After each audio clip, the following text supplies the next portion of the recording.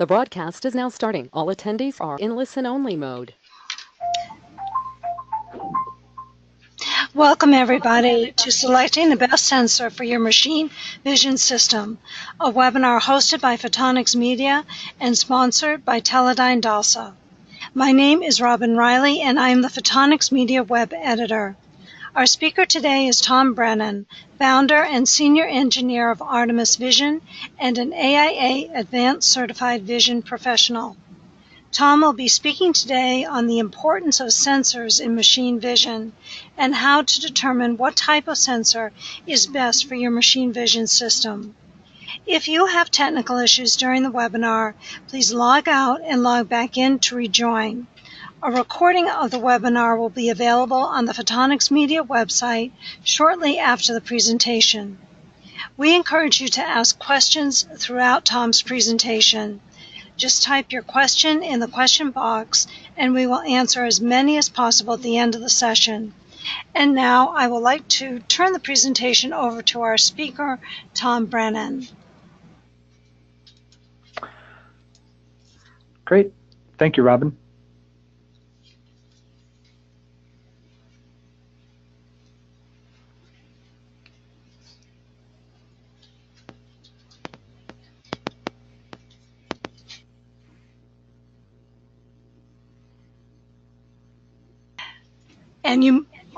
And we're great to go.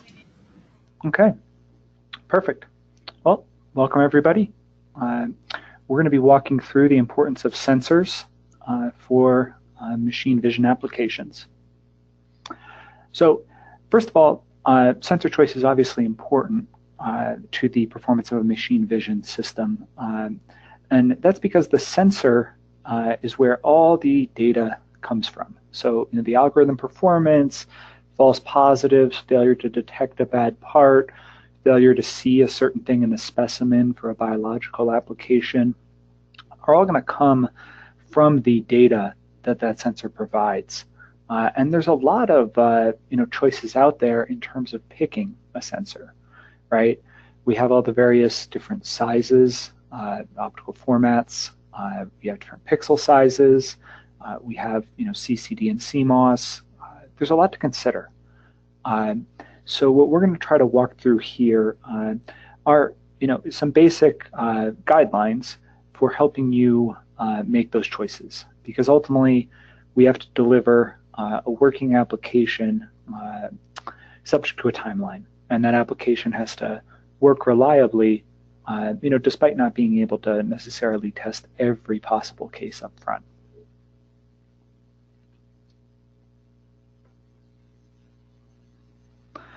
So first, when we're looking at picking a sensor for a machine vision application, one, we want to consider the appropriate resolution to detect or identify what it is we're looking for. And then we're also going to want to consider that the sensor needs to have good signal-to-noise ratio. And signal-to-noise ratio is application specific. So you see below the two images, depending on what I'm looking for on this stethoscope, right? If I'm looking to take dimensions in an image without a lot of reflections, I might want the setup on the left. If I'm looking to find scratches, I might want the setup on the right. So we're looking for a good signal-to-noise ratio, but not just mathematical, signal-to-noise in the abstract. We're also looking for good signal-to-noise for the actual application you're looking to solve.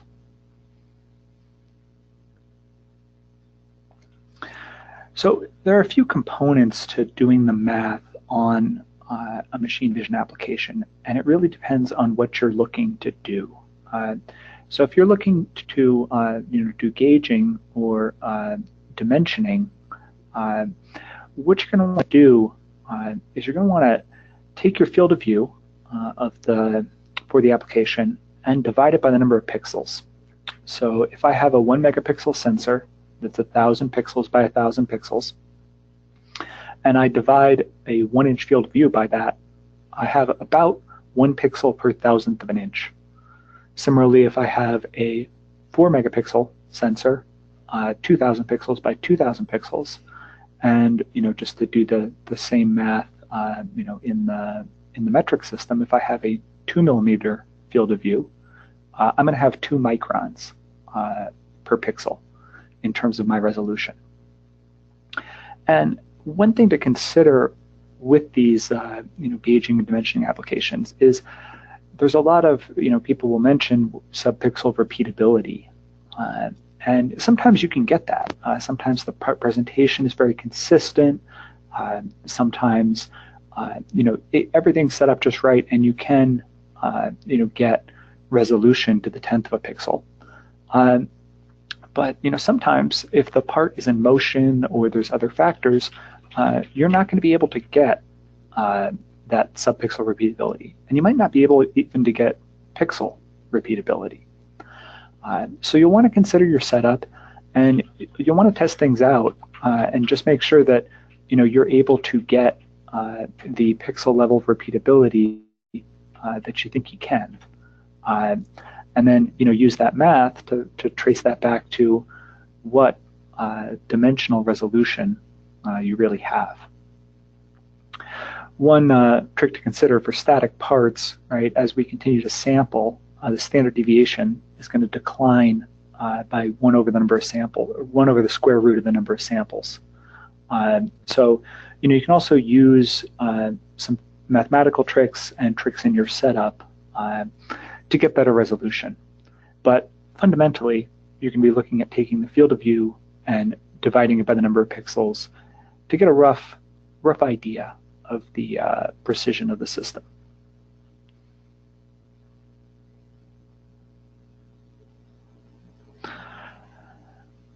So for defect detection, the math's a little different. So if we're looking to detect a defect, we're going to need multiple pixels across the item of interest. And this is because there's a digitization problem. So as you see below, right, if I have a defect, and the defect, unfortunately, not all defects are square, corresponding to the shape of a pixel, and not all defects are always going to line up exactly over 1 pixel, so that I get a very clear signal from that single pixel that, there's a defect in pixel number whatever.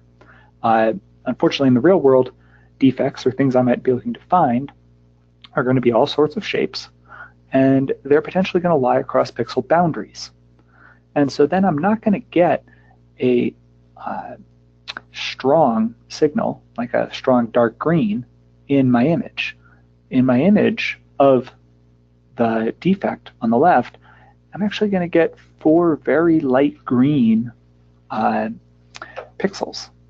And if I have other, smaller defects in the frame or in the surrounding pixels, these pixels might not really be distinguishable from non-defect pixels.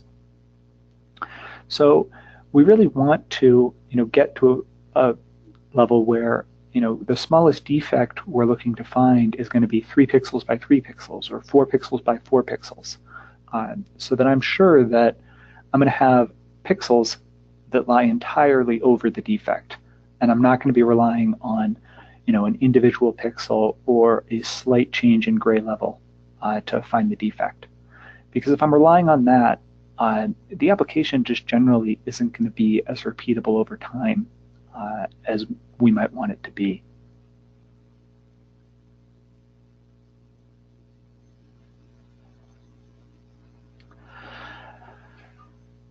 Similarly, if I'm doing identification, we need even more pixels.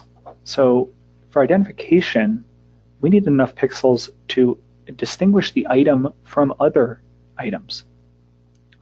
So identification obviously has a lot of different subcomponents to it. 1 and 2D barcodes are engineered to make this problem easier. So if I have 3 pixels per narrow bar, or 3 pixels per module on a data matrix, I'm generally going to be able to find or identify the part.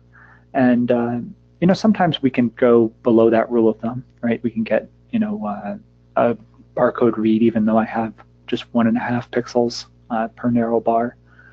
But 3 pixels essentially helps with that digitization problem, right? That the narrow bar will clearly be distinguishable in one pixel or another, even if it lies sort of halfway across pixel boundaries. OCR, optical character recognition, it gets a little more difficult, right? So you see below, I have 20 pixels by 40 pixels in that image. And that's generally a pretty good minimum. In an ideal world, right, we want to do more, right? We want to make our life easier by having a few more pixels so that we don't get any of the sort of fuzziness that you get in distinguishing a 6 from an 8 or something like that. And then as we move to more complicated identification problems, we really want for things like logos 100 pixels by 100 pixels.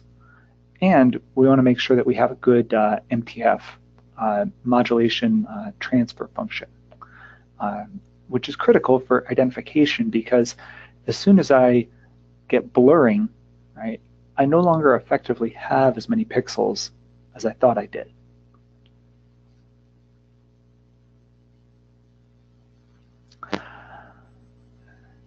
So across all of these types of applications, sensor quality plays a big role in determining whether the application is going to be successful. And sensors continue to improve in image quality, improve in resolution, and reduce in price. So there's less and less of a trade-off to saving $100 on the hardware and then spending thousands of dollars in time, weeks or multiple days even. Even if I spend a day troubleshooting some issue, I've more than made up for that in any money that I quote unquote saved on the sensor. So to just show a similar OCR example to the one I just showed, this is actually the same application, but with a smaller number of pixels across the font. And you can see that OCR problem just gets that much harder by reducing to 25 pixels by 12 pixels. And to try to read that as 1200 with OCR is going to be quite difficult. And given where the price performance ratios have come, I don't necessarily need to solve that problem. I can very inexpensively get myself more resolution, get a better performing sensor, and solve the problem that way.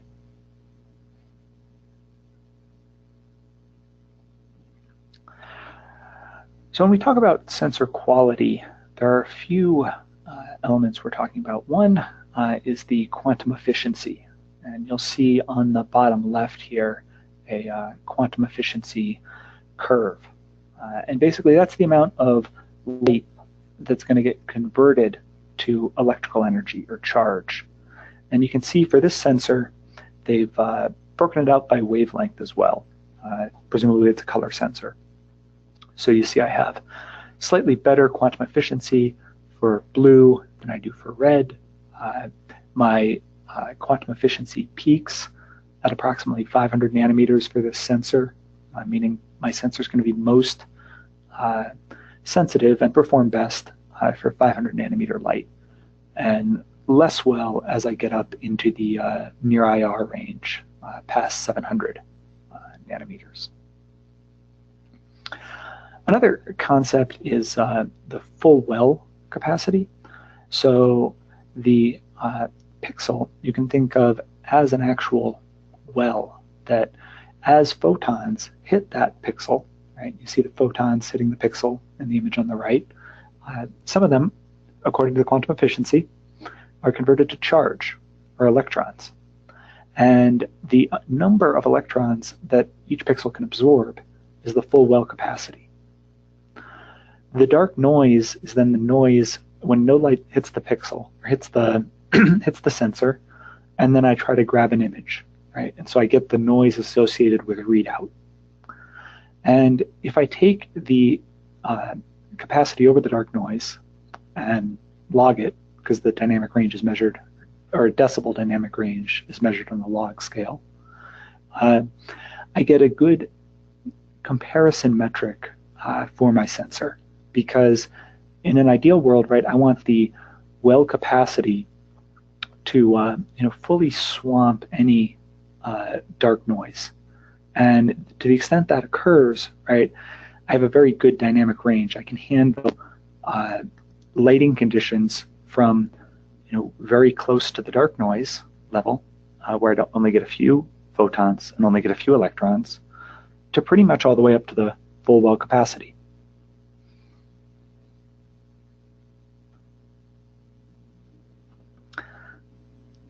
So in terms of measuring these, the incident light on the sensor, there's sort of two methodologies, two designs for sensors. One is CCD, charge coupled device, and the CCD critically drains signals from the pixels in sequence. So the ADC, the analog to digital conversion, circuitry does not lie on the actual pixel, and so it doesn't obstruct the light sensitivity of the sensor. The disadvantage of this, right, is that blooming can occur where we oversaturate certain pixels and they drain into neighboring pixels, which of course messes up our signal.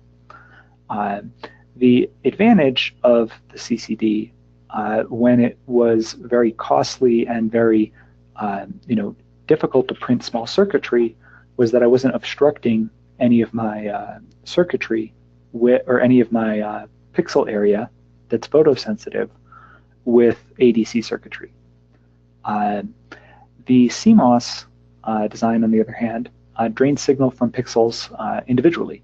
So everything happens at a pixel level, and this means I can avoid blooming. I can also get faster frame rates and drain larger sensors faster. As the ability to build smaller and smaller circuitry has been playing out, we've been seeing a shift from CCD to CMOS. In fact, Sony's ending CCD production, and we're really seeing the market turn towards the CMOS design.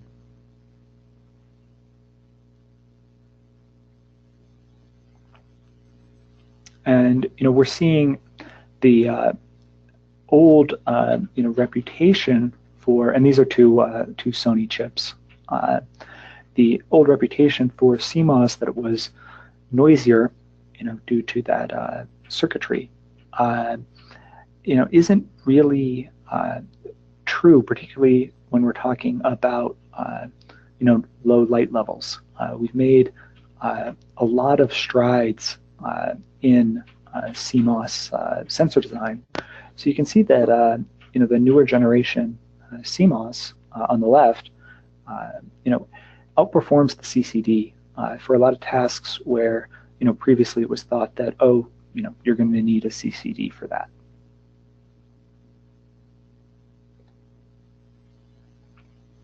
So another aspect of sensor design is color.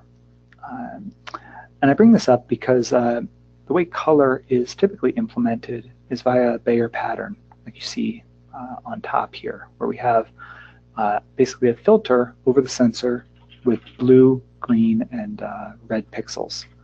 And then we essentially interpolate the data for the neighboring pixels. So I would interpolate red data for every pixel, even though I don't really have it. And the effect of that is that it effectively reduces your resolution. You're really just getting red data at a given pixel, or blue data, or green data, and then you're interpreting the other two channels. Other designs for color that you'll occasionally see are splitting prisms that essentially split the different channels to different sensors, as you see on the left, or prism-based designs with an area scan sensor, like you see on the bottom right, where you effectively create a line scan camera where each line of the area scan camera is a different wavelength now that the light's gone through the prism. So you can get data on every wavelength that you want for a given line in object space. And then you essentially move the camera past the object, or the object past the camera, like you would for a line scan camera.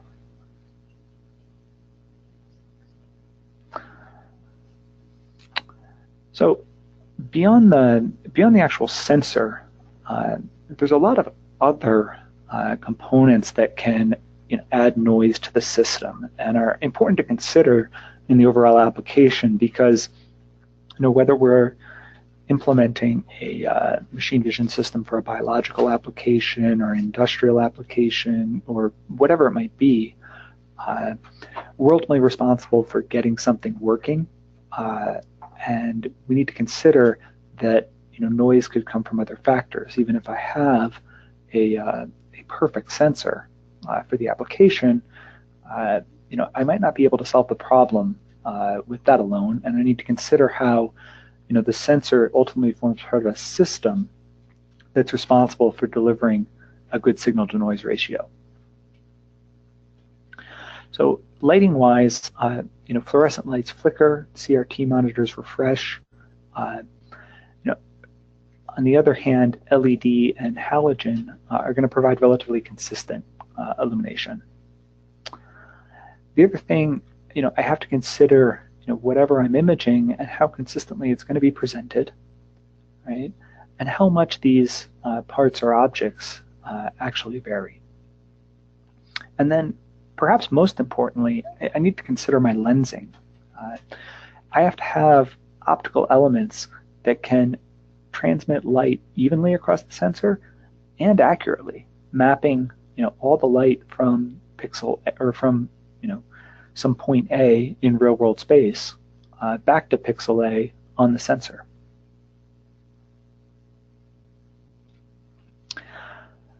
So that presents a few further complexities in terms of picking my sensor, right?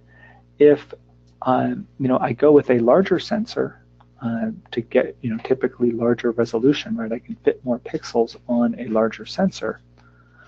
That's going to mean larger lenses. And the difficulty that arises there is that it's a little more difficult to make a larger lens. I have to hold tight tolerances over larger parts. I have to fixture them in larger areas. So obviously we all want to have a very, very large sensor with all the pixels we might need, but then we ultimately need to design the lens that would go on the Hubble Space Telescope. And as we know, that's a tough problem. And it's a tough problem, even just as we move up from C-mount optics, right, which is a 25.4 millimeter hole, to F-mount or M42 or even M58 or M72.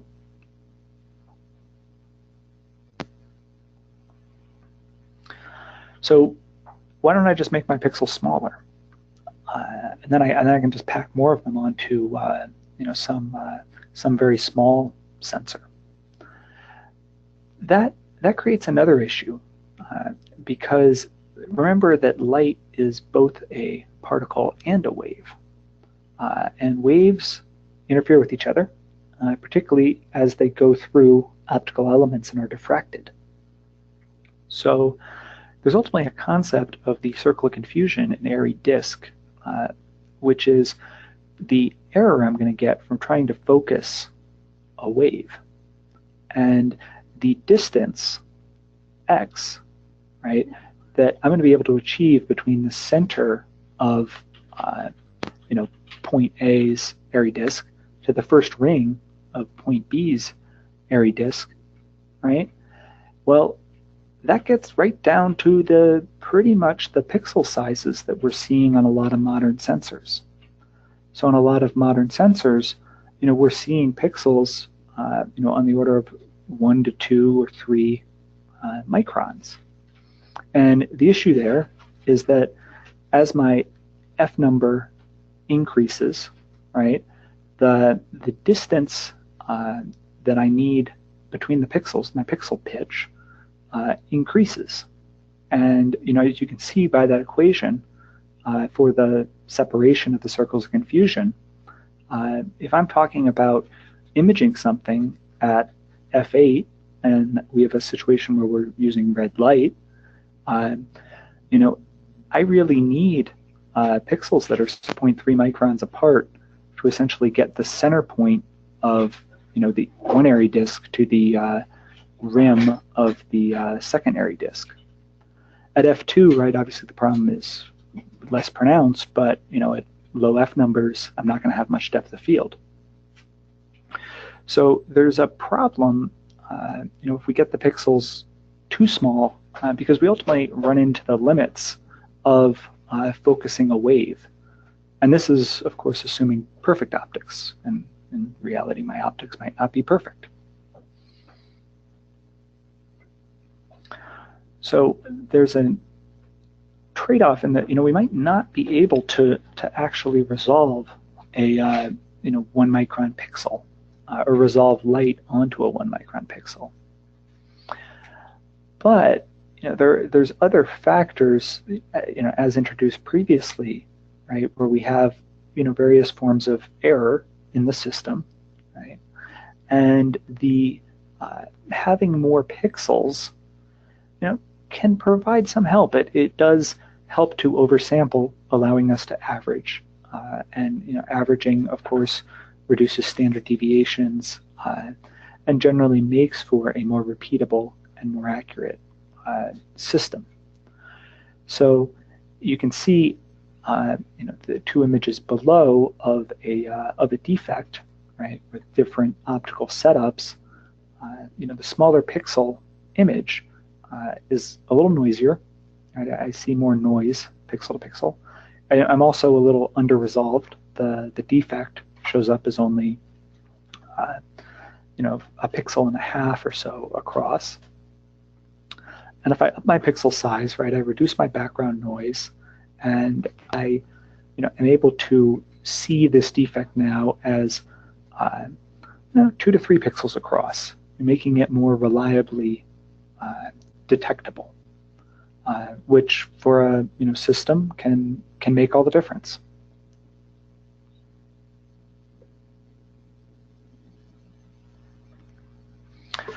Other items to consider, once you're sort of to the point of starting to design a system, there are a handful of ways to get better resolution without actually buying more resolution. Of course, resolution is generally much cheaper than it was a decade ago. I can buy an 8 megapixel camera fairly inexpensively, but for certain tasks, right, we might need orders of magnitude more resolution than what's sort of typically commercially available for a C-mount camera. And so something to consider there are things like lensing. You can see the image here from a polyview lens to more fully make use of my sensor. And you can also see a dimensioning system where we actually move the part linearly beneath the camera and take a series of images. So for something where cycle time might not be as important, we can have one camera and essentially move that camera or have the object move in front of that camera to get a lot more resolution than the system actually has in terms of the megapixels of the sensor.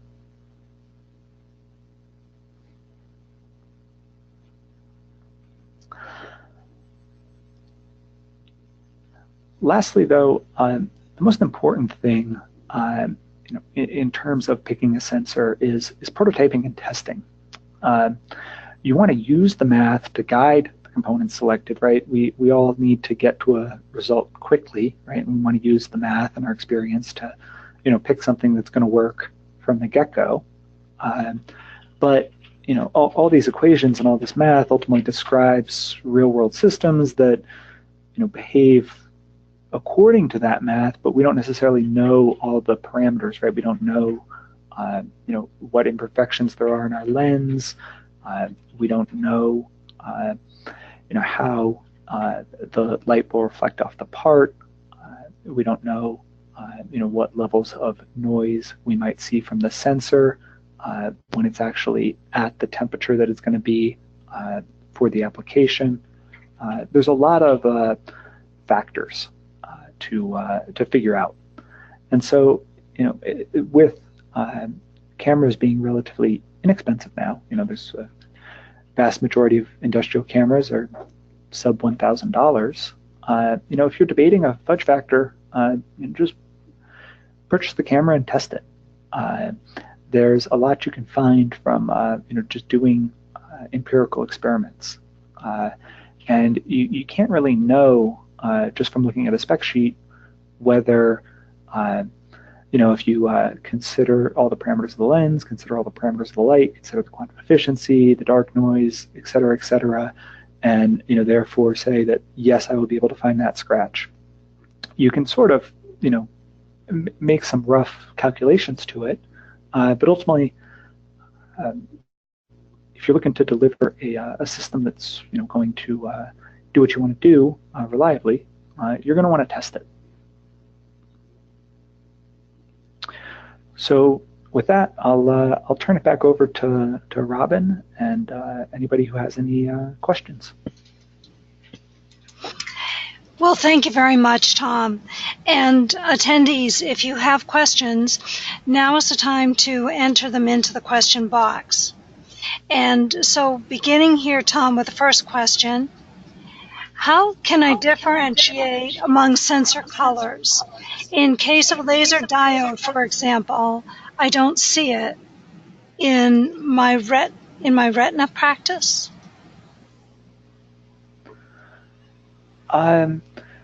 So differentiating among sensor colors, you're going to have either that, if you're talking about a color sensor, you're either going to have that Bayer pattern, or you're going to have some design with splitting prisms internal to the camera that split up the colors. If you're talking about a monochrome sensor and whether it can see that color, you're going to want to consult the quantum efficiency curve for that camera and make sure that it's sensitive for that wavelength. The other thing you're going to want to do, a lot of times color cameras will have an IR cut filter in front of the sensor, and that's to avoid basically near infrared getting detected by the Bayer pattern as red. So that might be something to check in terms of whether a certain color is showing up in your system. But I'd be happy to answer in more detail offline if this is something specific to a user's application. Okay. And here's from the same person, a different question. Can I use or apply the airy disk principles to 3D retinal imaging for vitrectomy surgery? VITRECTOMY. I'd have to say I don't really know there. I don't know the details of retinal surgery. I mean, the airy disk is, it's a physics concept, property of waves, and so I mean, it would apply everywhere, but whether it specifically presents a problem for that type of surgery, I really can't say. Okay. And here's another question. What is a back-thinned sensor, and what are the advantages? So there's advantages to the newer sensor designs. Some of them are back illuminated. They generally reduce noise and get increased imaging performance, like the new Starvis line of sensors.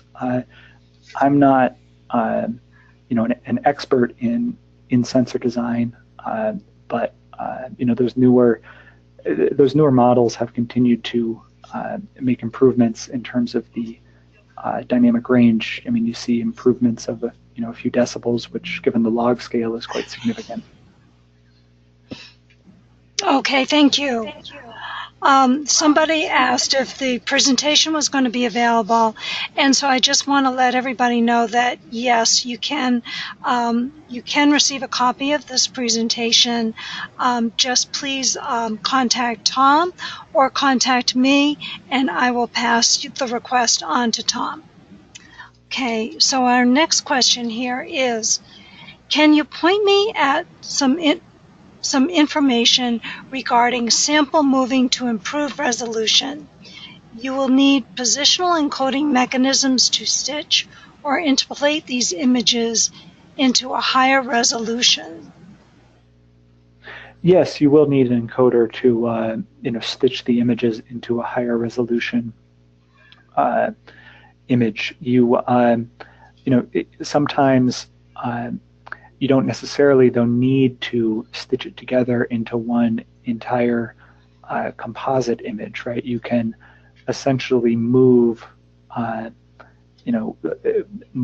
your sensor an inch, do the inspection, and then move it another inch, do the inspection. Let's say in an application where we're looking for a scratch, or looking for a dent, or looking for a pit.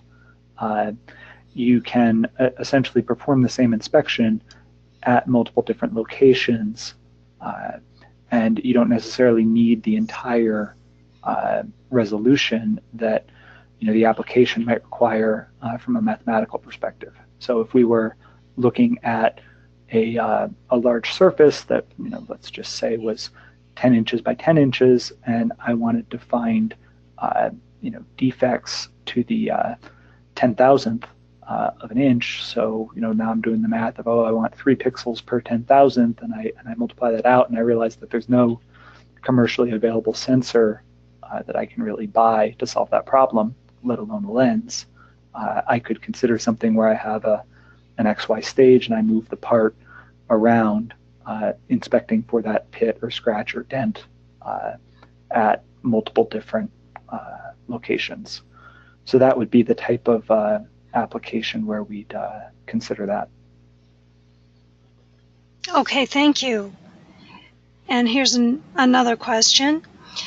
What would be a better choice for a point image?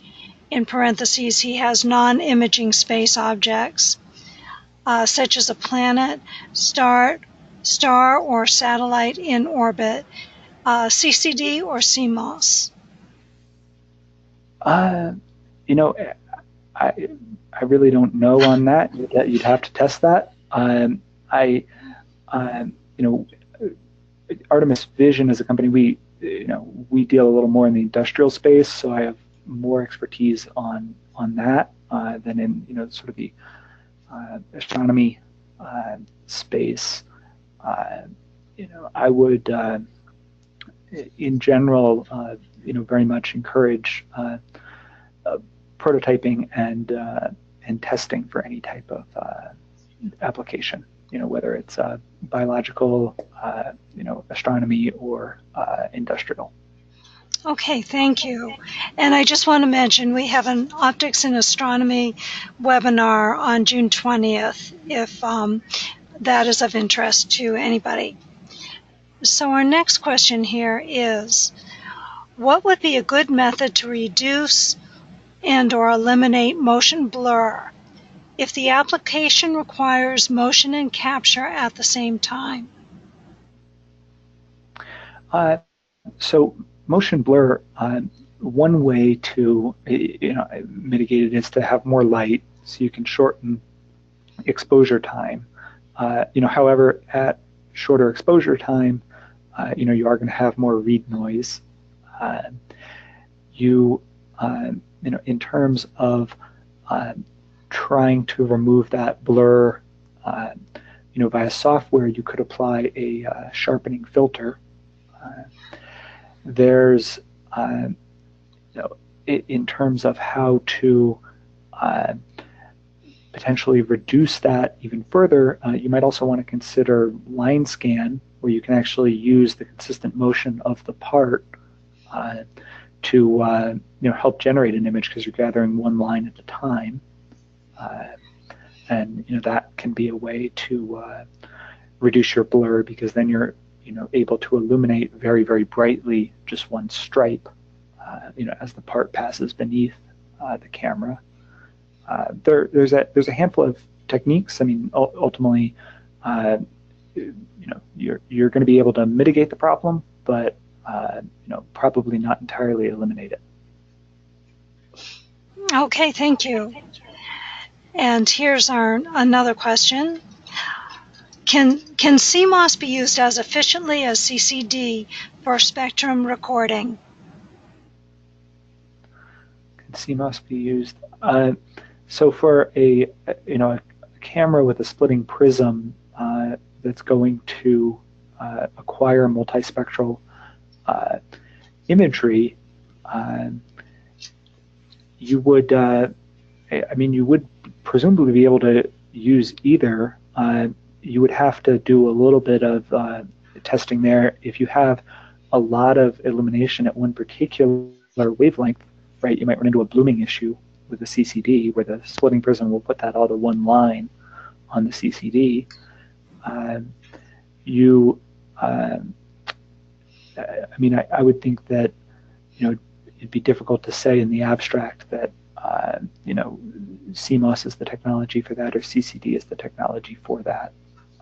You'd want to conduct some experiments, and then there'd be the trade-off of whether blooming is going to present an issue or not. Okay, thank you. And here's our final question, unless our attendees come in with any more questions. We just came in with one. Would you select a different type of sensor for tropical climates with very strong sunlight? Different type. I guess it would depend on what you were imaging. You will notice that things like dark noise correlate. We, for the purposes of having a brief presentation here, presented dark noise as a constant, but it is going to vary with temperature, and it's going to increase at higher temperatures. But I don't know if that's going to significantly impact the application. If you're doing outdoor imaging, right, more light is going to allow for shorter exposure times, reducing problems like motion blur. It would really depend on the application and what you were looking to accomplish. But I'd be happy to continue the discussion offline if there's something we can help with. Okay, I'm going to make sure that Tom receives a copy of all of the questions and the contact information. So one more question here, Tom. What would be the sensor technology of tomorrow, in your opinion? The technology that came after CMOS and CCD. What is some of the ongoing research? There could be a few. I know there's research underway to mathematically essentially eliminate the lens and back compute the illumination, so that you could have sensors that are essentially lensless and printed on material. That's a very interesting avenue of research. It's very difficult to speculate about the future and what people are going to invent, what people are going to build. But I think that there's a lot of research that's gone on and some attempts. One of them, sort of different application, is the Lytra camera that came out a handful of years ago that look at essentially reinventing the way we do lensing. the Lytra lets you essentially acquire images at different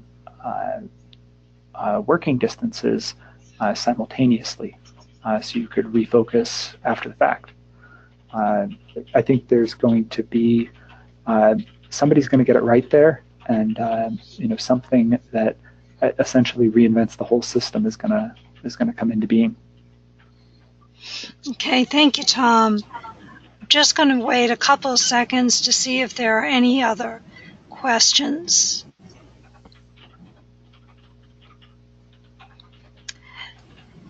Okay, so it looks like we're complete with the questions, and I'm going to get ready to close the webinar. And I want to remind attendees that a recording of the webinar will be available shortly. You will receive a link to the recording tomorrow. And if you are interested in receiving a copy of Tom's presentation, please email Tom or myself. I would like to thank our presenter, Tom Brennan of Artemis Vision, our sponsor, Teledyne DALSA, and all of you attendees for participating in today's webinar hosted by Photonics Media.